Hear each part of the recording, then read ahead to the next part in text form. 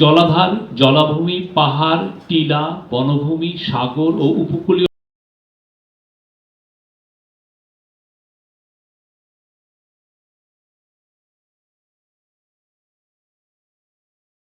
করার জন্য ইম্পর্টেন্স দেওয়া হয়েছে। ভূমি ব্যবহারের জোনিং ম্যাপ প্রণয়নের কথা বলা হয়েছে।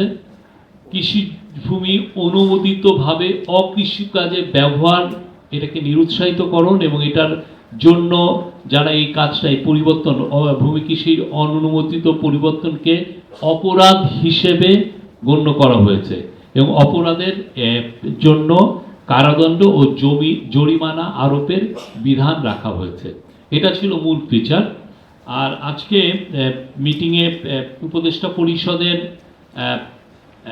যে গত বছরের 8ই অগাস্ট থেকে 31শে ডিসেম্বর মধ্যে 51টা মিটিং হয়েছে কাউন্সিল অফ অ্যাডভাইজার এর, তার মধ্যে 394টি বিষয়ে ডিসকাশন হয়েছে, 394, এবং তার মধ্যে ডিসিশন ছিল যে ডিসিশনের মধ্যে 322টি ডিসিশন 394টি ডিসিশন নেওয়া হয়েছিল এই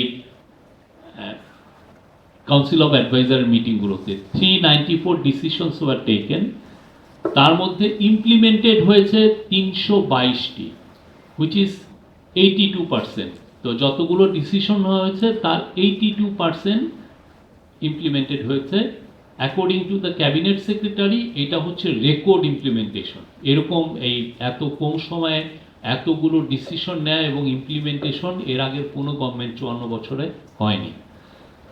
আর 72 ডিসিশনস আর আন্ডার ইমপ্লিমেন্টেশন, বাকি যে কয়টা আছে। আর ক্যাবিনেটে মোট 251টি সারসংক্ষেপ উপস্থাপিত হয়েছে এবং এটা নিয়ে ডিসকাশন হয়েছে।